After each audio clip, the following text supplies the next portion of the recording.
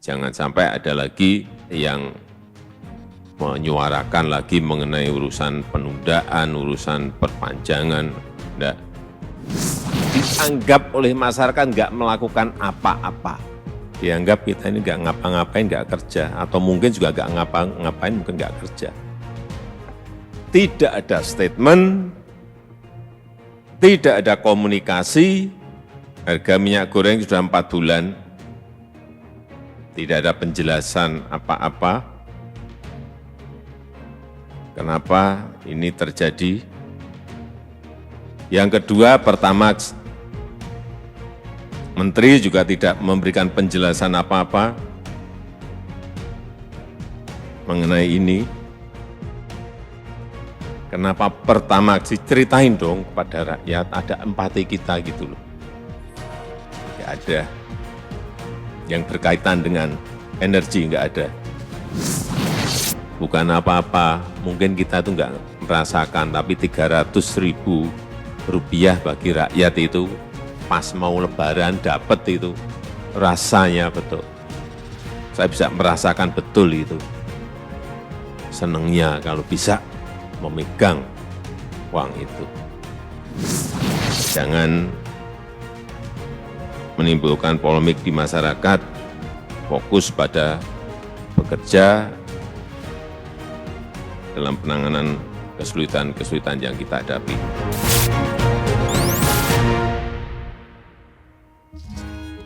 Bismillahirrahmanirrahim. Assalamualaikum warahmatullahi wabarakatuh. Selamat siang, salam sejahtera bagi kita semuanya. Yang saya hormati Bapak Wakil Presiden, Bapak Ibu sekalian, para peserta sidang Kabinet Paripurna pagi hari ini.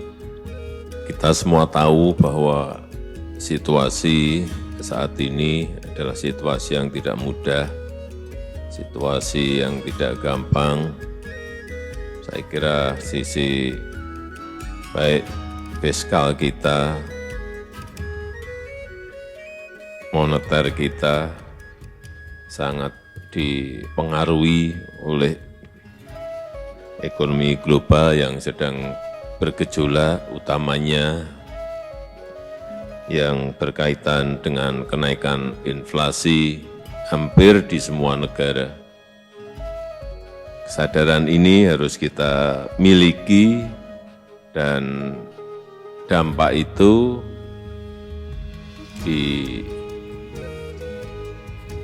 dirasakan betul oleh masyarakat saat kita turun ke bawah.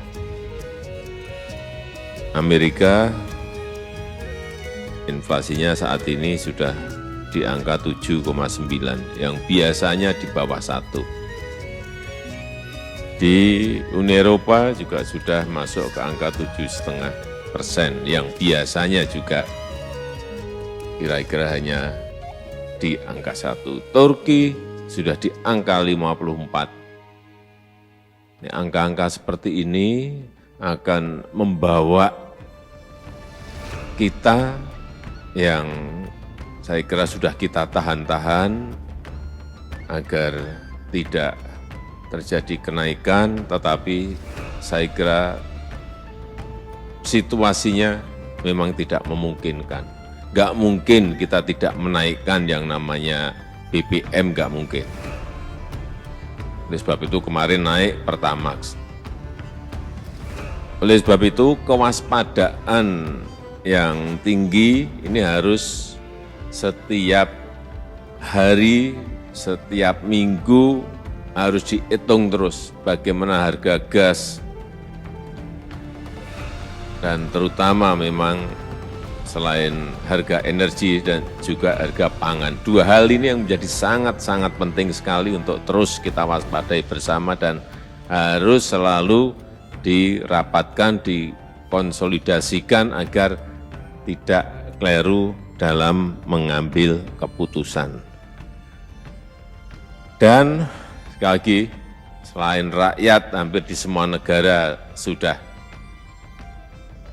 mengalami ini, kita, masyarakat kita, rakyat kita juga mulai merasakan dampaknya dari kenaikan inflasi, kenaikan energi, kenaikan harga bahan pangan. Barang-barang kebutuhan pokok juga sudah mulai naik. Hati-hati, utamanya masalah ketersediaan, pasokan, dua hal, tadi pangan maupun energi, apalagi ini menjelang Lebaran. Oleh sebab itu,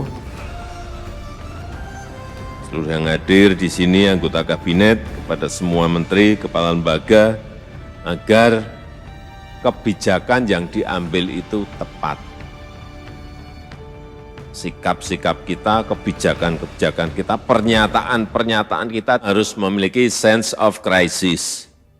Harus sensitif terhadap kesulitan-kesulitan rakyat. Jangan sampai kita ini seperti biasanya dan tidak dianggap oleh masyarakat nggak melakukan apa-apa.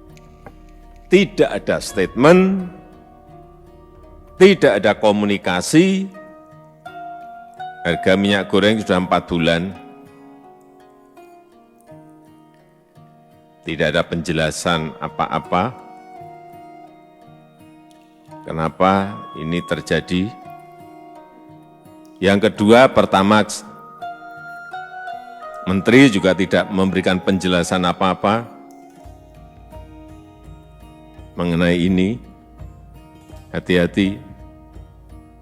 Kenapa Pertamax? Ceritain dong kepada rakyat, ada empati kita gitu loh. Nggak ada. Yang berkaitan dengan energi nggak ada. Itu yang namanya memiliki sense of crisis yang tinggi.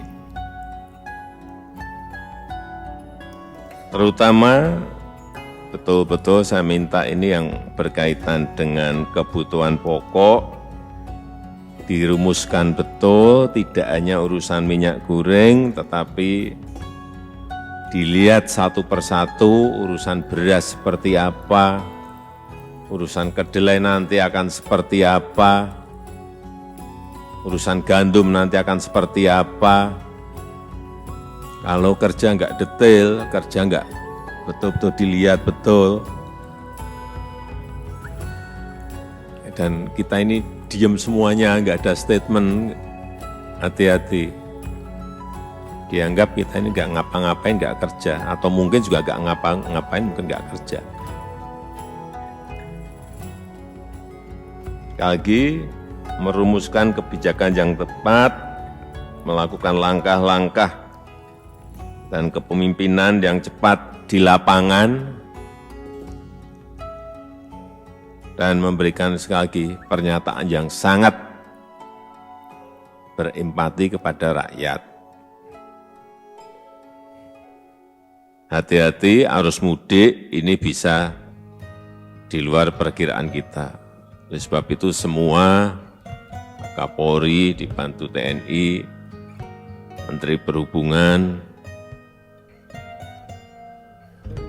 yang dikoordinasi Pak Menko, betul-betul menyiapkan ini, jangan sampai keliru, mempersiapkan jalur mudik yang baik dan bisa meminimalisir kemacetan dan penumpukan arus mudik maupun arus balik nantinya. Harus mulai dihitung betul. Ini bisa, kalau yang saya tangkap di bawah, ini semuanya ini mau mudik semua. Jadi persiapannya juga harus ekstra.